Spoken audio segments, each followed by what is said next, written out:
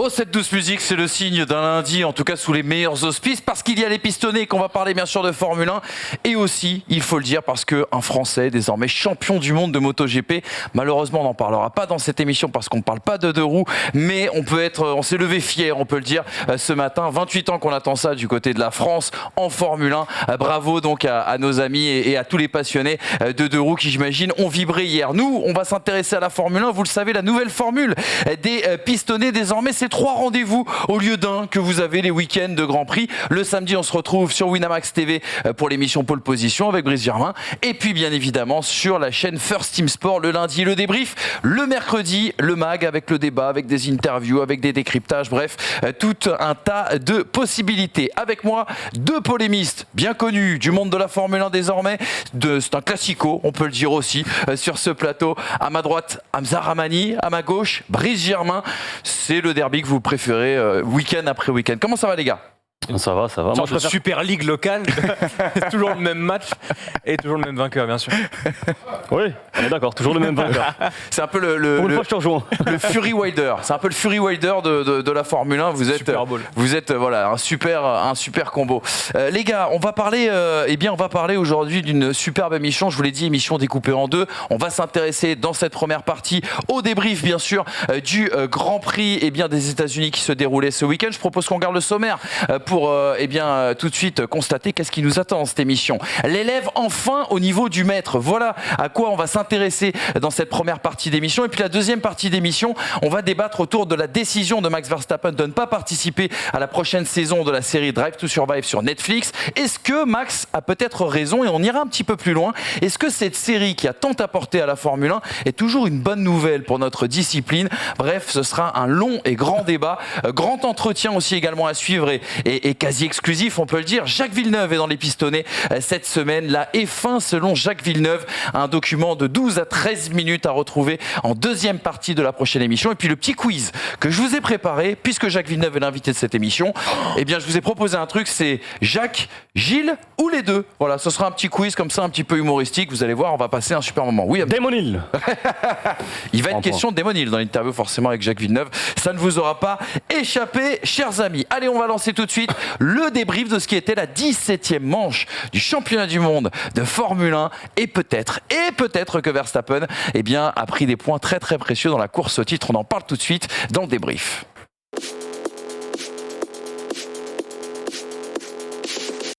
Le Grand Prix des États-Unis qui se déroulait à Austin après avoir disparu du calendrier du championnat du monde de Formule 1 l'année dernière, du fait notamment de la pandémie de Covid. On regarde tout de suite les résultats. Tiens, à l'arrivée de cette course, Max Verstappen qui signe sa 18e victoire en carrière, sa 8e en 2021. Il devance son rival, bien sûr, au championnat du monde, Lewis Hamilton. Le 200e podium de Red Bull grâce à la 3e place de Perez. 2 Ferrari dans le top 6, c'est à noter. Les McLaren qui suivent de près. Bottas qui ne gagne que 3 places et prend la 6e position à l'arrivée. Tsunoda qui retrouve les points, tout comme Vettel qui profite notamment de la bévue de Kimi et coiffe les Alphas au poteau. Les Français, eux, en grande majorité, ont abandonné. C'était un petit peu les lucky losers, on va le dire ainsi, les Frenchy losers de ce Grand Prix des États-Unis. Ceci nous emmène naturellement aux 4 enseignements de ce Grand Prix des Amériques à Austin. Verstappen, un week-end de champion. Je crois que c'est le premier enseignement qui nous a frappé, marqué en tout cas à l'arrivée de cette course. Mercedes aussi également en deuxième enseignement. Est-ce qu'on a assisté à un péché de suffisance de la part de Mercedes ou à un excès de prudence, notamment dans la stratégie de Lewis Hamilton? On va en parler. Ferrari a-t-elle déjà pris l'ascendant sur McLaren, tant on a l'impression qu'avec les nouveautés techniques, la Scuderia en tout cas a des arguments pour cette 3e place et on se demande s'il y aura véritablement match d'ici la fin de saison avec McLaren. Et puis ça c'est un peu la mauvaise nouvelle de ce week-end. Alpine qui tombe de haut, un week-end très compliqué pour les Français, peut-être l'un de leurs pires week-ends en tout cas dans cette saison. On fonce tout de suite sur Red Bull et sur l'homme de ce week-end, Max Verstappen qui accroît son avance au championnat du monde. Il dispose désormais de 12 points sur Lewis Hamilton, une demi-victoire d'avance sur le Britannique. On regarde tout de suite avec ce tableau le week-end de Max Verstappen, la leçon de l'élève au maître. Sa 18e victoire en carrière, la 8e je le disais en 2021. Un vendredi à tâtonner parce qu'il a eu du mal vendredi à trouver les bons réglages, le setup parfait par rapport à sa voiture et à ce tracé, on l'a dit, un peu particulier avec cet asphalte et ses boss. Et c'est dans cette force, on va dire, eh bien, de remise en question qu'il a réussi à faire le tour parfait samedi en pole position et claqué 2 dixièmes à Lewis Hamilton. Il y a eu cet undercut décisif en course dès le 10e tour et puis cette gestion parfaite en fin de course face à Hamilton. Et j'ai envie de vous entendre là-dessus parce que c'est peut-être quelque chose, pas d'inédit, mais en tout cas un nouveau trait de caractère de Max Verstappen. Et puis n'oublions pas aussi l'aide de Sergio Pérez. Sergio Pérez qui a contraint Lewis Hamilton à s'arrêter sur l'undercut de Verstappen à la fin du premier relais. Et puis on rappellera aussi que c'est le 2e podium consécutif pour Sergio Pérez. Red Bull revient quand même à 23 points au championnat du monde des constructeurs. Sergio Pérez en plus qui n'est pas de boisson sous une chaleur torride à 50 degrés qui nous a fait une très belle masterclass. Avant d'entendre vos réponses, juste un dernier élément de contexte avec cette déclaration de Christian Horner, vous allez le voir, qui avoue pour une fois qu'il a eu peur. Il dit ceci: je ne pensais vraiment pas qu'il allait réussir à le faire. Il parle de Max. Lewis avait des pneus plus neufs de 8 tours et le premier jeu de pneus durs s'était dégradé jusqu'à la corde. On sait que Lewis est très fort en fin de course. Je pense que perdre dans les derniers tours aurait été vraiment douloureux, mais Max a tenu bon, il a fait un excellent travail, il a géré le travail très intelligemment et il a eu gain de cause à la fin. Est-ce qu'on n'a pas assisté à une nouvelle évolution du pilote néerlandais Max Verstappen ? Moi, là où il m'a impressionné, c'est dans le fait que le scénario de la course semblait s'écrire au fur et à mesure avec cette sacro-sainte gestion des pneus que Lewis Hamilton maîtrise mieux que Max Verstappen. Et à la fin, c'est vraiment le Néerlandais qui nous a prouvé que désormais, il savait faire ce que faisait Lewis Hamilton pour gagner des courses à voiture équivalente avec quelqu'un d'autre. Et là-dessus, il a été ultra impressionnant et il donne ce même sentiment de maîtrise qu'il a donné par exemple au Castellet, mais dans une position différente, à savoir celle du chasseur au Castellet. Là, c'était la position du chassé et désormais, visiblement, il semble savoir gérer les deux positions, notamment en termes de gestion de pneumatiques. Et à partir de là, il entre un petit peu sur le domaine un peu privé et protégé de Lewis Hamilton, je trouve. Donc le week-end de Verstappen dans son évolution est un des plus, je dirais, complets et plus marquants de la saison. C'est ça, gestion, maturité, je trouve qu'il a réalisé une course et effectivement avec ce dernier relais, c'est toujours plus facile, entre guillemets, d'être dans la position du chasseur que celle du chassé. Parce que tu as l'objectif. Là, Verstappen, il voyait forcément Lewis Hamilton revenir dans ses rétroviseurs. Et je ne m'attendais pas forcément à une erreur de sa part, mais j'avais forcément cette interrogation au niveau de la gestion des pneus. Quand Lewis Hamilton prend une demi-seconde, une seconde selon les tours au tour, qu'il s'est arrêté, je crois, 7 ou 8 tours après. Et j'avais réellement cette interrogation et comment est-ce que Max Verstappen allait pouvoir gérer. Et finalement, on n'a même pas eu de lutte, on n'a même pas eu de duel. Il y a de la réussite sur le dernier tour parce qu'il a le DRS. Mais la course de Max Verstappen et ce dernier relais, moi c'est vraiment le dernier relais de Max Verstappen qui m'apporte peut-être encore plus de certitude sur la course et sur la saison même de Max Verstappen. Oui, il est capable dans des registres pas inattendus, mais on n'a pas forcément l'habitude de le voir justement dans ce domaine, de performer. C'est vraiment sur la résilience, je trouve qu'il a été impressionnant Max Verstappen ce week-end parce que vendredi, on peut le dire, il est un peu au fond du trou, il a 9 dixièmes de Lewis Hamilton et de Mercedes, on ne se sent pas content, il n'arrive pas à trouver les bons réglages, bref, il perd pas son calme, il arrive en qualification avec des solutions et il performe, mais pareil, hier en course, il se fait quand même griller la politesse au premier virage et au départ, mais derrière il ne s'énerve pas, il reste proactif, aussi bien sur sa stratégie sur le premier pit que, et on en a parlé, dans la gestion, et tu as beaucoup insisté là-dessus, dans la gestion de fin de course. Je me suis noté quelques trucs là en fin de course. Lorsque Lewis Hamilton ressort des stands au 40e tour, derrière Max Verstappen après son dernier arrêt, il est à 8 secondes 4 de Max Verstappen. Entre le 40e et le 46e tour, écoutez bien, comment il s'appelle, Hamilton revient à 2 secondes 9. 48e tour, 2 secondes 1. Et là, à partir de ce moment-là, on se dit, il est cuit, c'est terminé. Mais non, il a gardé de la ressource, on va dire, de l'énergie déjà dans sa voiture. Il a gardé du pneu et... En vérité, Lewis Hamilton ne va jamais revenir dans sa zone DRS. Après, Red Bull a vu quelque chose aussi au moment où ils arrêtent Max Verstappen une seconde fois, c'est que au moment où Verstappen chausse des pneus durs neufs, il ne revient pas beaucoup ou pas rapidement sur un Lewis Hamilton avec des pneus durs usés. Donc à partir de là, ils savent qu'a priori, dans l'autre sens, ça devrait être la même chose. Donc il va revenir, certes, mais il n'aura pas le gap suffisant pour aller faire un dépassement qui va aller surprendre Red Bull. Hamilton, il est revenu grand maximum dans cette période-là à coup de 6-7 dixièmes au tour. pas beaucoup plus. Romain Grosjean l'a dit, il faut à peu près 1,5 secondes pour un réel delta de dépassement, pour avoir 50% de chances de dépasser. Et on a bien vu au final que Hamilton ne se rapprochait pas assez, avait pas ce gap suffisant, et le seul secteur dans lequel il était le plus rapide, c'était le secteur 2. Et après le secteur 2, on a un virage qui est une quadruple corde, je crois que c'est le 15, si je dis pas de bêtises, et cette quadruple corde, elle dévente à mort. Donc du coup, le seul endroit où il peut se rapprocher de Max Verstappen, derrière, il va reperdre cet avantage à coup d'air sale. Donc, il faut juste comprendre comment la course va se construire. Et la course, elle s'est construite en faveur de la position en piste. Exactement. En fait, il y a des fois où il vaut mieux être le chasseur et parfois il faut mieux être le chassé. Au Castellet, il faut être le chasseur, par exemple. À Austin, il valait mieux être le chassé parce que dans tous les cas, je pense que si Lewis Hamilton était resté devant, par exemple, il aurait pu peut-être défendre une stratégie à un arrêt. Parce que c'est très difficile d'aller chercher quelqu'un si on n'a pas un gap suffisant. Et les pneus entre le neuf et le vieux ne montraient pas une réelle différence pour aller dépasser. Parlons un petit peu de Sergio Pérez, les garçons, et j'en parle avec toi, Hamza, parce que je sais que c'est un pilote que tu apprécies.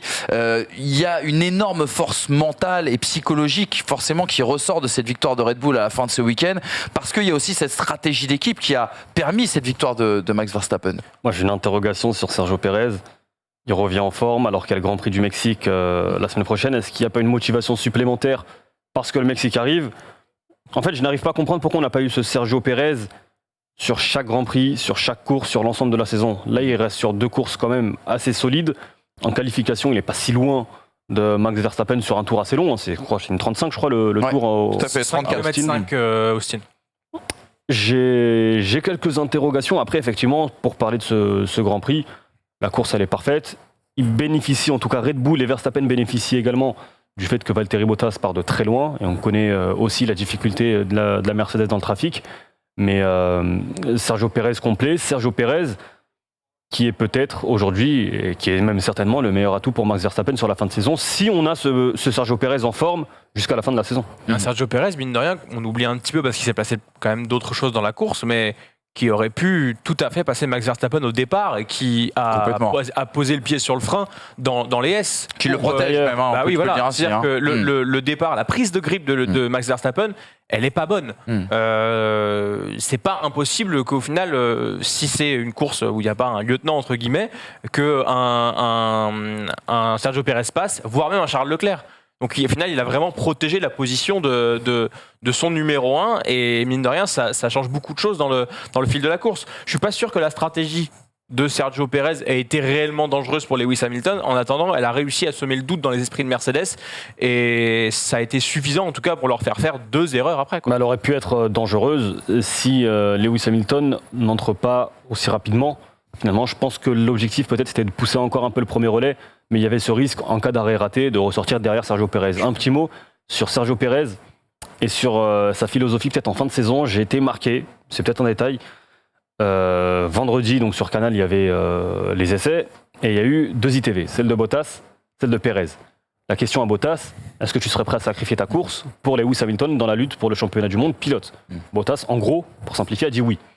On me pose la même question à Sergio Pérez. Pérez, c'est l'objectif, c'est le titre constructeur. Si ça peut aider Red Bull, tant mieux, mais l'objectif, ça reste le titre constructeur. Est-ce seulement de la communication ou est-ce qu'il a peut-être une...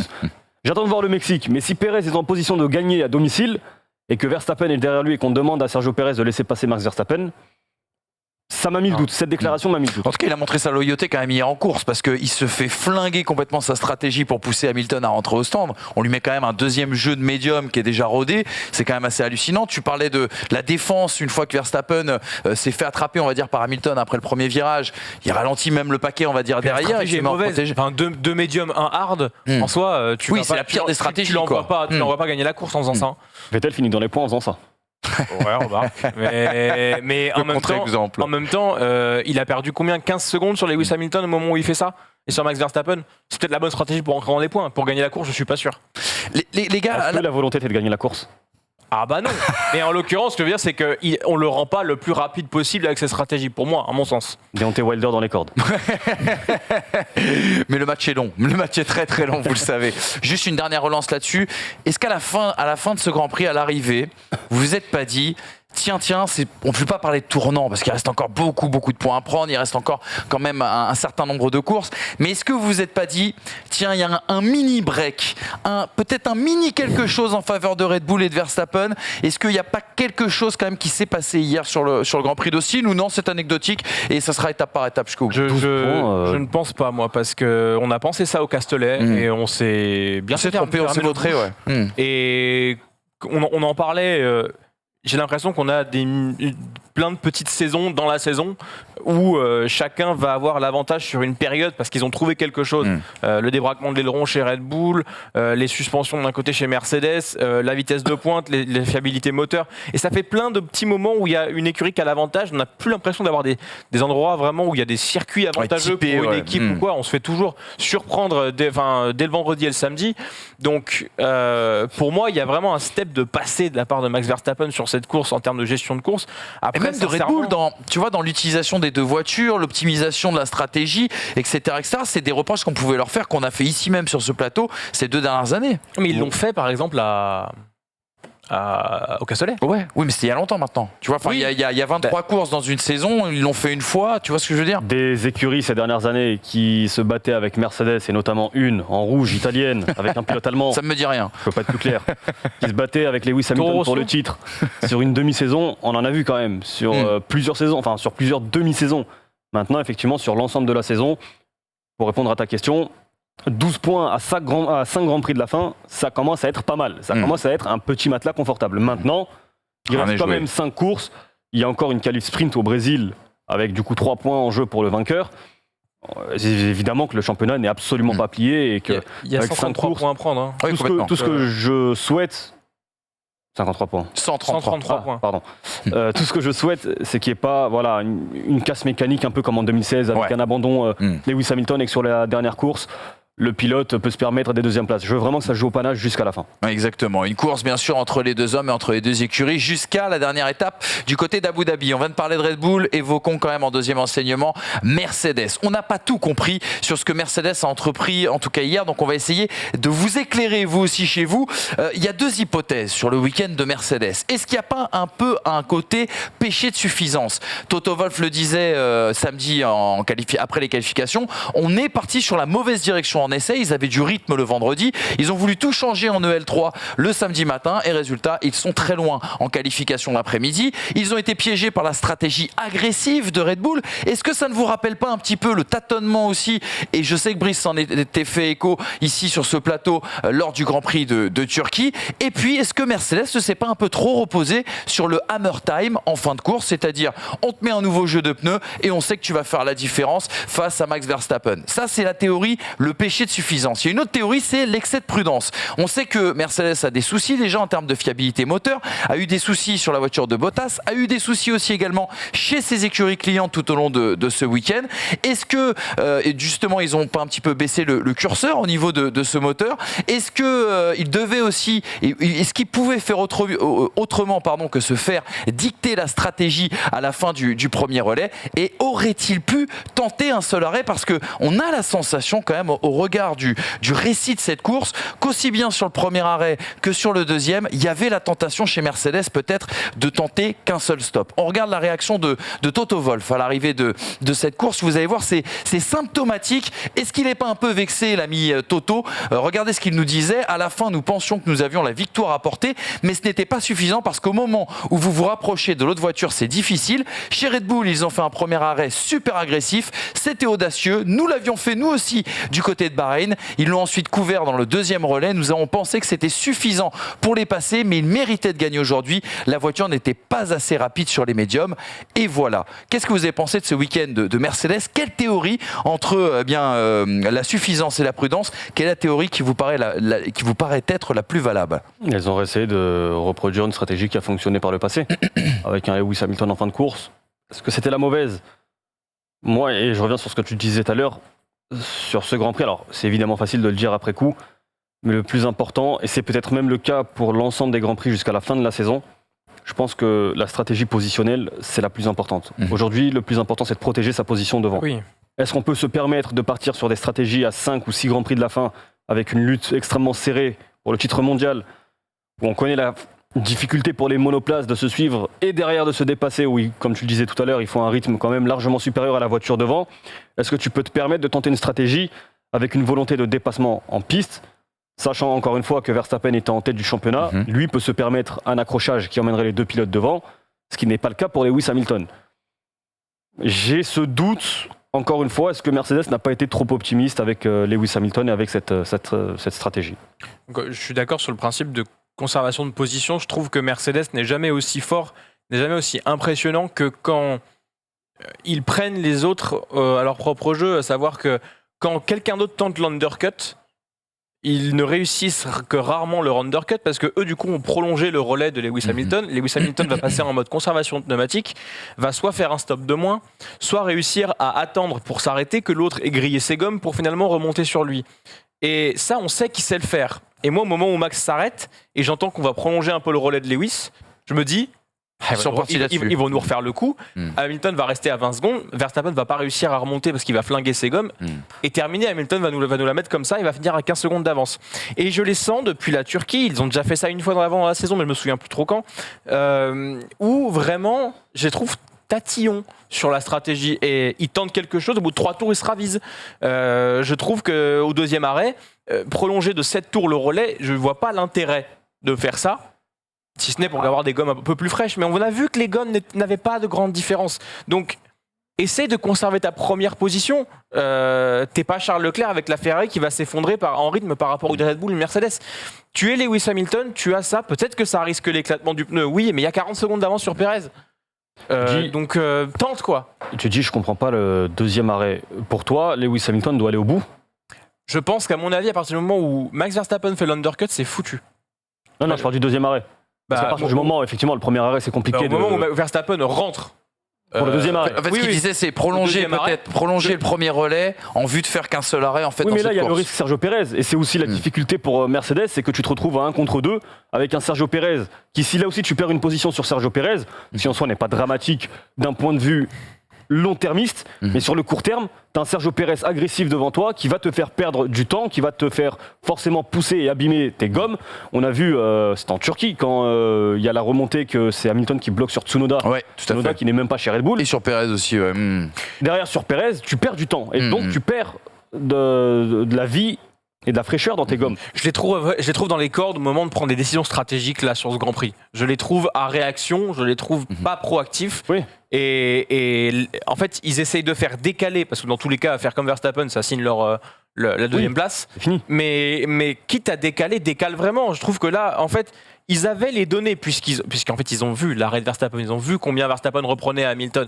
Ils avaient les données pour voir que sur le deuxième arrêt, l'undercut fonctionnait pas bien. Les gommes neuves ne reprenaient pas tant de temps que mais ça. tu fais quoi? Mais tente de l'arrêter à un moment opportun. C'est-à-dire? Plus tard, tant que t'es devant, reste devant. Et au moment où il l'arrête 2 tours avant, Hamilton dit mes pneus vont bien. Pourquoi tu l'arrêtes là, Hamilton? Arrête-le plus tard. Parce que Verstappen ne remonte pas beaucoup. Il a remonté quoi? Il est à 11 secondes. Il est à 11 secondes. 10 secondes alors. Il a remonté 10 secondes en l'espace de 8 tours. Non, il n'y a pas qu'une seconde au tour. Il a pris moins que ça.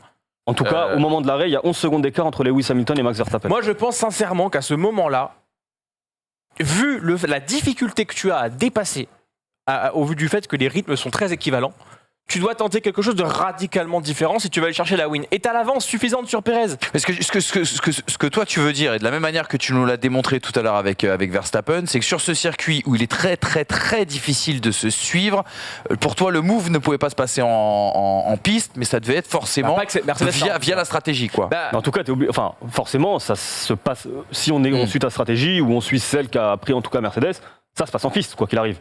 Mais est-ce que tu aurais vu Verstappen passer Hamilton? Au vu de la vitesse de pointe de la Red Bull et au vu de l'état pneumatique dans lequel il serait arrivé à la fin. Si le pneumatique de Lewis Hamilton, il éclate dans les S. Ah bah je suis d'accord. Oui, c'est 25-0. Je suis d'accord. C'est 25-0. Le temps de faire le tour et de rentrer, si ça finit pas dans le mur. Je suis d'accord, mais je trouve c'est. Si et t'es le premier à dire oui, mais là, dans ce cas-là, ils sont complètement trompés. Si on fait un constat global de la course, il y a une prudence et une réactivité à ce qui s'est passé, qui pour moi ne leur ressemble pas. C'est ça que je veux dire. Après, je te dis pas que ça aurait été la bonne chose, mais je pense que ce qui leur ressemblait, c'était de tenter quelque chose de radicalement Est-ce que le différent. but à ce moment-là, c'est pas, même si je pense quand même sincèrement qu'il visait la victoire avec la fin de course, mais est-ce que le but à ce moment-là, c'est surtout ne pas perdre cette deuxième place? C'est comme en foot, si tu peux pas gagner, Complètement. ne perds pas. Oui, À maximiser ce les moment-là, points, les possibilités. Lewis Hamilton, on se dit chez Mercedes, on va évidemment aller chercher la victoire, mais dans le pire des cas, si ça ne se passe pas comme prévu, on a les 18 points de la deuxième place, et c'est déjà ça, et on attend les 5 derniers Grands Prix. Au-delà de cette question de la stratégie, où vous serez d'accord, plus ou moins d'accord, ou pas d'ailleurs sur cette question, si on tire le bilan du week-end de Mercedes, est-ce que c'est pas un énorme camouflet? Au-delà de cette question de péché de suffisance ou d'excès de prudence, il y a quand même Mercedes qui se plante sur les réglages, alors que vendredi on pensait qu'ils étaient archi dominants. Il y a quand même Mercedes qui se fait prendre au jeu de la stratégie, et par une stratégie agressive.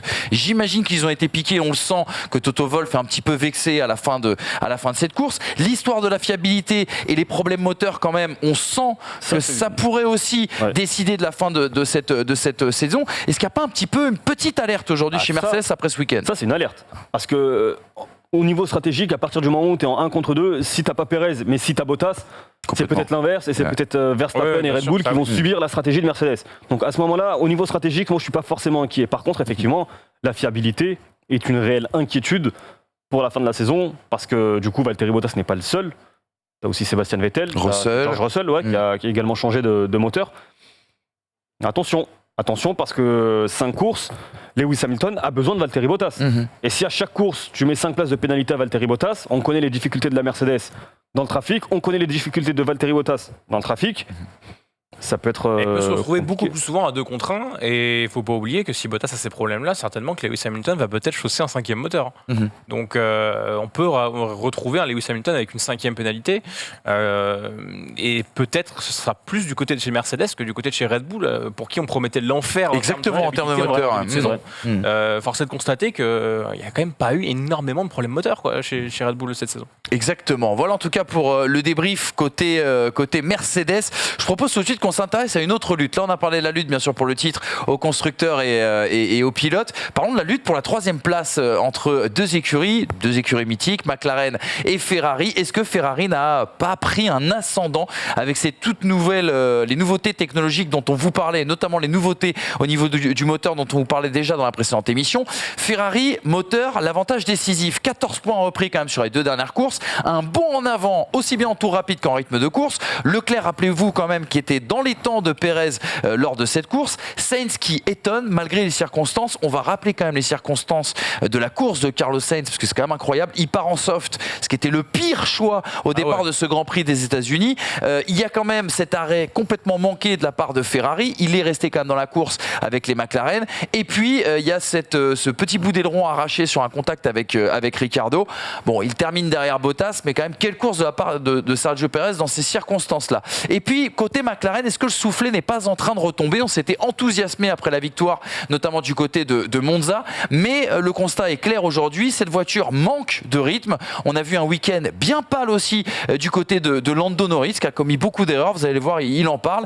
Et puis peut-être le seul point positif pour les papayes, c'est l'embellie de Ricciardo qui se confirme. Regardez c'est les papayes, ça t'a plu? Regardez un petit peu les réactions des 2 pilotes à l'arrivée de cette course. Ils sont unanimes. Il y a quelque part un aveu d'impuissance. Du côté de Ricciardo, on dit Charles était trop rapide, trop fort, je pense que la Ferrari était trop rapide. Nous avons pu dépasser Carlos au premier tour. Quand on a tous les deux chaussé les durs, il était plus rapide, j'ai dû me défendre une grosse partie de la course. Et puis du côté de Lando Norris, je n'ai pas très bien piloté pour être honnête, c'était facile de faire des erreurs. Il nous manquait du rythme. Quand vous attaquez pour suivre une voiture plus rapide, c'est facile de trop en faire et de faire des erreurs. Mais j'aurais dû garder Carlos derrière et je ne suis pas satisfait. Est-ce que là, il n'y a pas un tournant, pour le coup, dans cette lutte pour la 3e place au constructeur? Le tournant, c'est l'évolution moteur. C'est vraiment ce qu'a apporté Ferrari, parce que Ferrari, aujourd'hui, ce qui n'était pas le cas depuis le début de la saison et qui les montrait en peine vraiment fortement, c'est qu'ils ne pouvaient pas se défendre sur une attaque. Ils n'avaient pas le potentiel moteur pour se défendre. On voyait Charles Leclerc ou parfois Carlos Sainz taper des super performances en qualification et derrière les voir dégringoler au classement dans les 5 premiers tours parce que en fait, la défense du moteur n'était pas présente. Là, c'est plus le cas. Valtteri Bottas est resté coincé derrière Carlos Sainz. Charles Leclerc a réussi à contenir Daniel Ricciardo qui a un moteur Mercedes.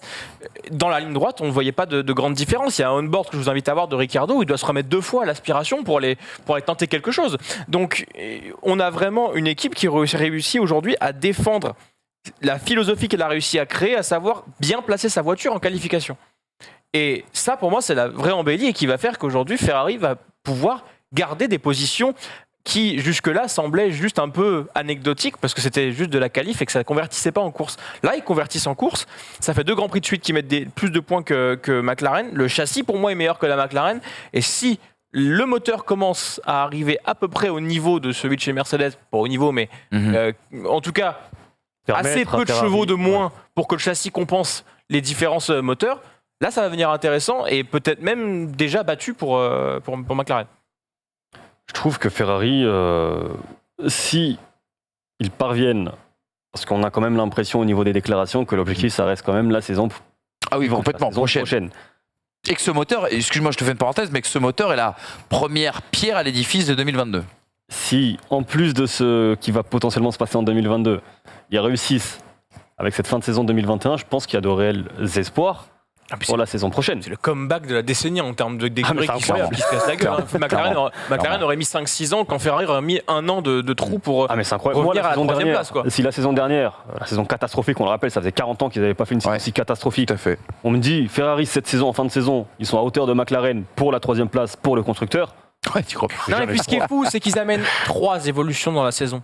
Et les 3, elles sont monumentales. Non, mais t'as raison. Moi, ce que je trouve super intéressant, c'est que il y a tout ce travail en début de saison sur la traînée, la réduction de la traînée, qui était l'énorme problème aussi en termes de châssis l'année dernière. Mais là, il faut quand même se rendre compte d'un truc. Cette évolution moteur dont on parle, il y a quand même un gain de 15 à 20 chevaux, alors qu'officiellement, ils travaillaient sur la fiabilité du moteur électrique. C'est quand même, là, force est de reconnaître que c'est quand même plutôt balèze et vicieux de la part de Ferrari. Et douteux. Non. On les connaît. Ils ont payé leur dîme. Effectivement, ce qui est intéressant, c'est qu'ils ont les matchs les uns après les autres. Là, ils ont fait étape après étape. Ils ont réglé un problème. Problème réglé, on s'attaque au suivant. Problème réglé, on s'attaque au suivant. Et là, 3 évolutions, effectivement. Et on trouve une Ferrari qui déjà est à la hauteur de McLaren. Et au-delà de la 3e place, qui, en tout cas pour moi, est anecdotique. Moi, Ferrari-McLaren, j'ai pas envie de les voir se battre pour la 3e place au constructeur. Bien sûr. La lutte sera intéressante. On sera quand même focalisé sur le Verstappen-Hamilton. Mais c'est vraiment, moi, ce qui m'intéresse, l'évolution pour ensuite la saison 2022. Voilà, qui terminera 3e entre McLaren et Ferrari, à mes yeux en tout cas, c'est pas forcément important. Mais le progrès de Ferrari cette saison, ça me plaît. Ça montre aussi qu'il y a un énorme gâchis du côté de chez McLaren. Parce que le nombre de courses où on aurait eu besoin que Daniel Ricciardo score pour prendre de l'avance quand la McLaren était bien plus performante que la Ferrari, le nombre de fois où Lando Norris, sous la pluie par exemple, en Belgique, rate 12,5 points parce qu'il en fait trop dans le dernier tour de qualification. En Russie, il prend cette mauvaise décision. Alors ok, c'est des décisions qui, après coup, sont très faciles à juger, je suis bien d'accord. En attendant, Ferrari a marqué quand même plus de points inespérés que McLaren en a raté. McLaren a raté un sacré nombre de points. Ok, ils ont ce doublé à Monza qui leur fait mettre beaucoup de points, mais... Ferrari, le seul regret, c'est Monaco finalement. Exactement. Oui, et peut-être Bakou à la rigueur, où Charles Leclerc était en pôle. Mais sinon, Ferrari, fait des tirs groupés de voitures. Ferrari arrive toujours 4 et 5, 5 et 6, 6 et 7. Mine de rien, c'est quand même rare que les deux finissent pas dans les points. Et la preuve, elle est comptable, c'est que Ferrari revient seulement, je crois, à 3,5 points de McLaren. Rappelez-vous que Monza, c'était il n'y a pas si longtemps, et qu'à Monza, McLaren a fait doubler quand même. Et que Leclerc a 30 points de retard sur Norris. Ouais.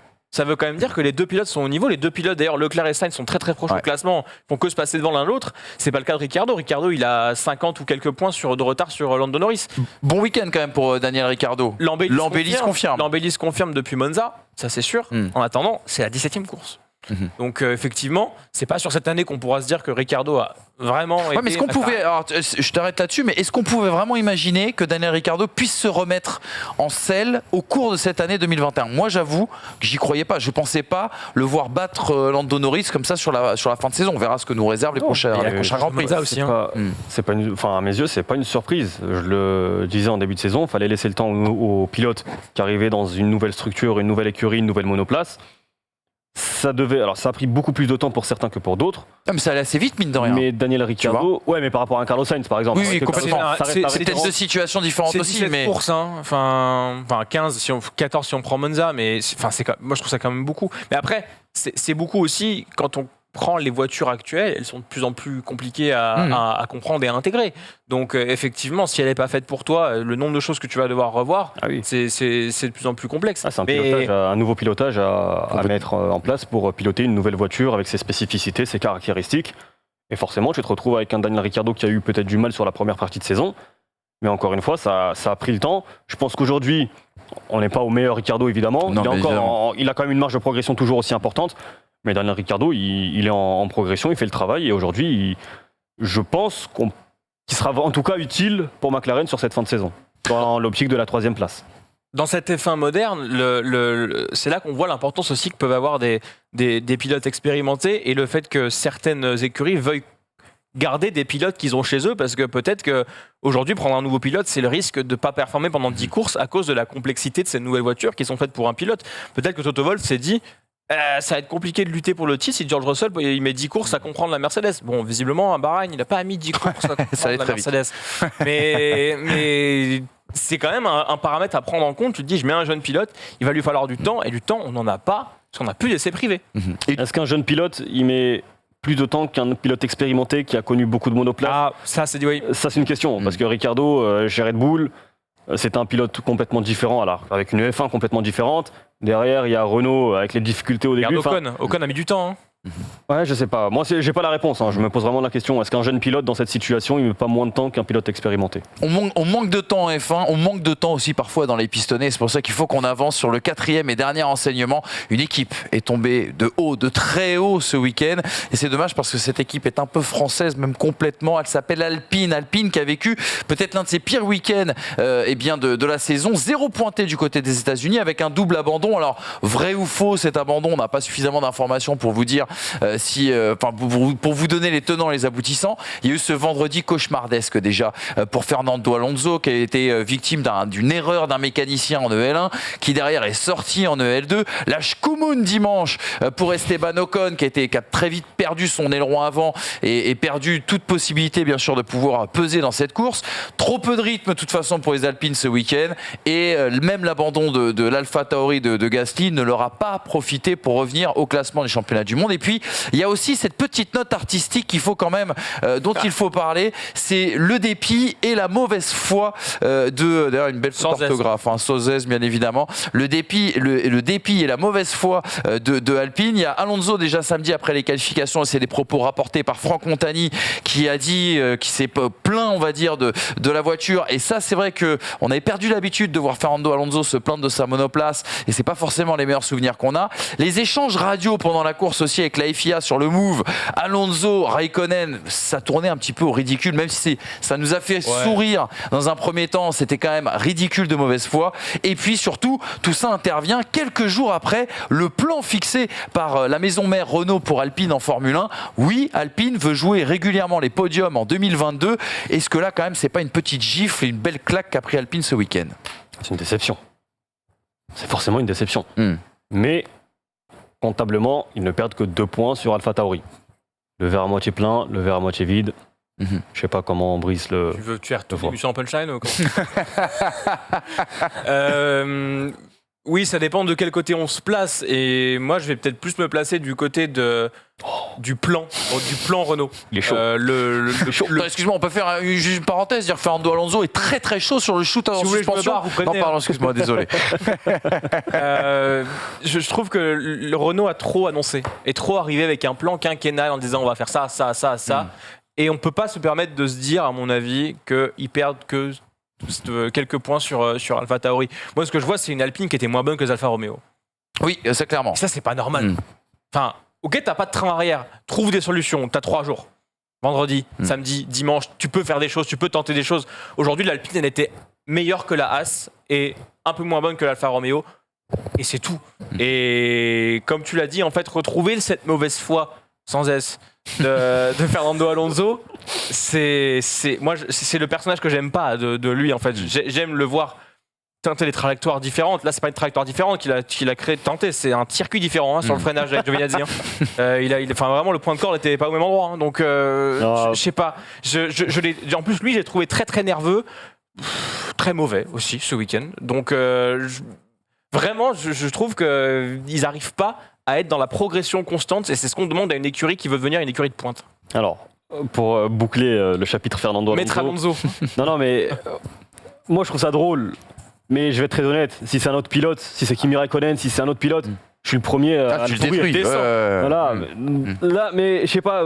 En fait, c'est enfantin le fait de le voir. Mais en fait, c'est pas seulement sur les États-Unis. C'est le fait de le voir jouer avec les règles et montrer publiquement l'absurdité des décisions des commissaires ou des stewards.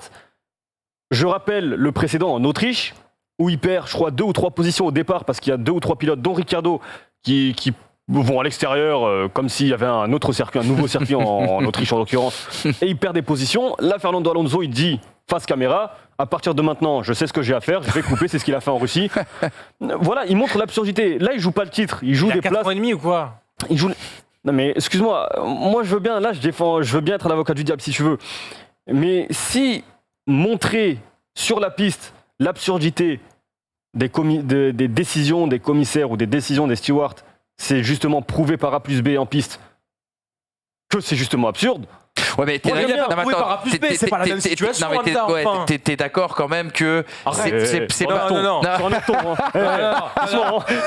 Allez, le match de boxe tout de suite. Toi qui vas pas me parler de non, les gars, on n'est pas au cirque non plus. Qu'est-ce que je voulais dire, est-ce que franchement le move là, le move qui se passe. Non, mais le move qui se passe entre Alonso et Raikkonen, c'est Alonso et Raikkonen. Mais il y a aucune mesure. Mais t'es d'accord. Non, mais t'es d'accord qu'il lui laisse absolument aucune place et que là on va pas tenir compte des limites de. Bah voilà, c'est ça. Il envoie Raikkonen dans le mur, exactement. Alors là, sur Giovinazzi, il y va tout seul dans le mur. On est d'accord aussi. Bon bah voilà. Non mais évidemment. Compris. Mais moi, ce que je dis, c'est que là, effectivement, sur ce Grand Prix des États-Unis, bon, il y a cet aspect où effectivement, il est en tort. Il envoie Raikkonen dehors. Il dit rends-moi la position. Non. Il sort tout seul par rapport à Giovinazzi. Non, on est d'accord sur ce point-là. Ce que je te dis, c'est que j'aime la facette du personnage où il veut montrer au monde entier que le règlement et que les décisions ne sont pas les bonnes. Alors, est-ce que le règlement est absurde pour lui à ce moment-là ou de manière globale? Parce que moi, j'ai trouvé qu'il n'y avait aucune absurdité sur la décision de dire rends la position avec Giovinazzi. De manière générale. Et Raikkonen le passe normalement. De manière générale. Là, encore une fois, je te le redis une troisième fois pour que ce soit bien clair. Sois pas humiliant comme ça. Kimi Raikkonen, il l'envoie dehors. Donc, effectivement, Raikkonen n'a pas à rendre la position. Et ce qu'il fait sur Giovinazzi, tout seul, Alonso se rate et va à l'extérieur de la piste. Ce que tu es en train de me dire, c'est que tu aurais aimé que la FIA, quand il y a les communications radio avec Alpine, leur disent clairement, mais regardez ce qu'Alonso fait sur Giovinazzi et ce qu'il fait sur Raikkonen, c'est différent. Parce qu'en gros, ils ont un peu bégayé la FIA. Alors ça semblait simple à concrètement, la FIA, enfin, le Michael Masi, il aurait très bien pu dire Alonso, il est en faute sur Raikkonen, il est en faute sur Giovinazzi. C'est fini. Point. Emmanuel Pirot, qui était déjà responsable de Vettel Canada. Exactement. En tout cas, je vous invite à aller voir la réaction de Fernando Alonso au micro de Will Buxton à l'arrivée de cette course sur le débrief de course de la F1 TV. C'est incroyable. Will Buxton lui dit qu'est-ce que vous pensez de la constance du mien, parce que tu sais, il lui tend une perche, mais il lui tend une perche, on se croit à la piscine, tu sais, avec un mec qui apprend à nager, quoi. Il dit mais qu'est-ce que vous pensez de la constance des commissaires? Il dit random. C'est comme ça, c'est incroyable. C'est incroyable. L'ITV, je crois que c'est samedi dans l'équipe à lire de Fernando Alonso. Je l'ai pas lu, tiens. Ah ouais. Et d'ailleurs, un point intéressant, hors sujet par rapport à. Bien sûr, mais vas-y. Il pense qu'il est resté trop longtemps en F1 avec McLaren. Ah, intéressant. Sans déconner. Intéressant. C'est vrai qu'il n'a pas dû passer il n'y avait pas la performance et c'est un peu ce que disait Romain Grosjean, je crois que c'était hier ou avant-hier sur le plateau de Canal. Revenir en F1 pour jouer le fond de grille, au final, oui, mais après, tu peux briller ailleurs. Si ça marche avec Honda, on dit que c'est du génie et la construction de l'équipe, ça se fait en plusieurs années. Attendez les gars, c'est pas un débat. Hamza a parlé d'une expérience personnelle. On va pas faire un débat sur tout, les gars. J'ai mangé moi-même un croissant, un pain au chocolat hier matin. On va pas faire un débat là-dessus, les gars. Merci. Allez, on termine là-dessus. Petit point comptable. Classement pilote, classement, constructeur. Et vous allez le voir, Verstappen qui reprend 12 points désormais d'avance sur Lewis Hamilton. Un demi-break, je le disais d'avance, mais pas un break suffisamment important. Perez repasse devant Norris. Leclerc prend un peu le large sur Sainz. Et puis côté constructeur, 23 points d'avance pour Mercedes sur Red Bull. McLaren n'a plus que 4 points d'avance sur Ferrari. Alpine reste à 10 points de AlphaTauri, ne profite donc pas de l'abandon de Pierre Gasly. La news du week-end, les amis, avant de refermer ce débrief, la news du week-end, c'est très important. Je veux avoir l'avis de Hamza Rahmani sur cette question.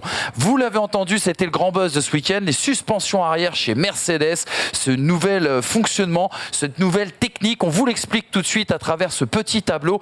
Mercedes, donc, c'est une information qui a été révélée par Sky Sports ce week-end à partir d'images captées lors du Grand Prix de Turquie.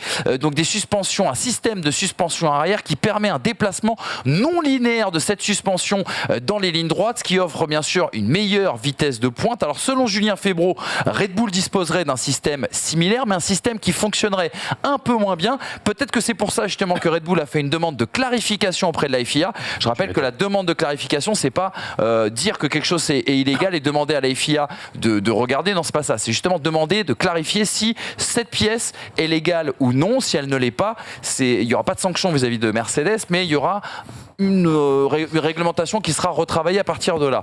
L'avis sur le plateau de pole position sur Winamax, c'était hier, dimanche, de Brice Germain. La question que je lui posais, est-ce qu'il faut interdire justement ce principe de suspension? On écoute la réponse de Brice et surtout après, on écoutera la réponse d'Hamza. Moi, ce qui m'exaspère, c'est que les autres ne soient pas capables de faire pareil. Voilà. Ce qui m'exaspère, c'est qu'il n'y a qu'une équipe qui fasse des trucs pareils. Il y a une époque où il y avait le F-Duct, après il y a le double diffuseur. Chacun amenait sa petite amélioration et au final, chacun se battait à coups d'amélioration. Pourquoi c'est toujours Mercedes, l'équipe dominante, qui a le lead des innovations? Et pourquoi tout le monde vient se plaindre en disant c'est illégal? L'innovation, c'est pas illégal, c'est juste jamais vu. Ça n'a rien à voir.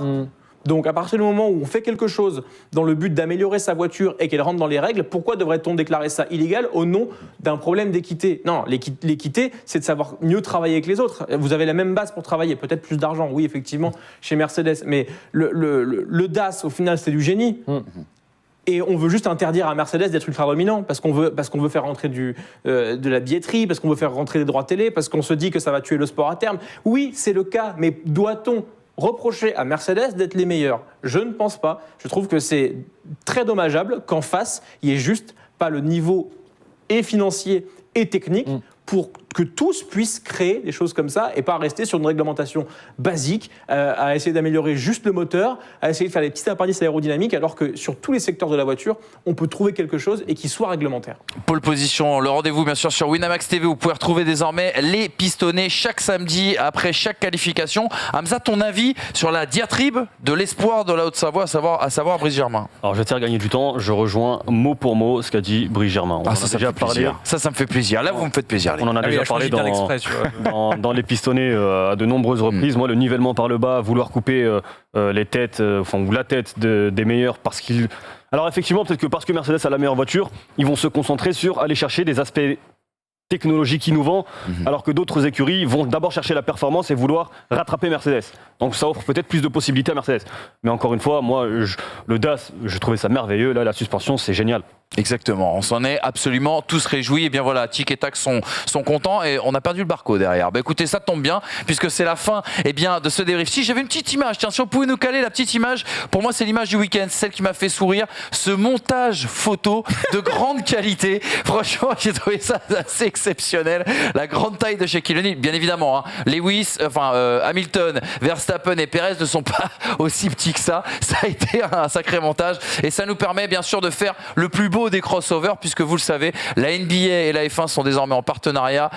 C'était l'anniversaire des 75 ans de la NBA et il y a un petit partenariat F1-NBA et c'est tout à l'image bien sûr de la First Team et de ce qui se passe ici même, bien évidemment. Voilà les amis, en tout cas pour cette première partie des pistonnés, c'était le débrief de ce Grand Prix des USA. Regardez ce qui vous attend dans la prochaine émission à retrouver à partir de mercredi à midi, le débat. Et si Verstappen avait raison de bouder Netflix? On parle parlera de Netflix. Est-ce que c'est une bonne chose pour la Formule 1? Une belle mise en valeur. On parlera aussi également du nouveau public. On parlera de cette EF1 qui convainc de plus en plus. C'est d'un rapport, d'une étude sur justement le nouveau profil du fan de Formule 1 et leur goût et préférence. L'entretien, et ça c'est un entretien un peu événement, la F1 selon Jacques Villeneuve, on a pu se poser 14 minutes avec Jacques Villeneuve pour revenir sur sa carrière, pour parler aussi également de l'idée qu'il se fait de cette F1 moderne et dans quel sens il aimerait en tout cas qu'elle évolue. Et puis on terminera avec un quiz absolument extraordinaire. Alors soyez avec nous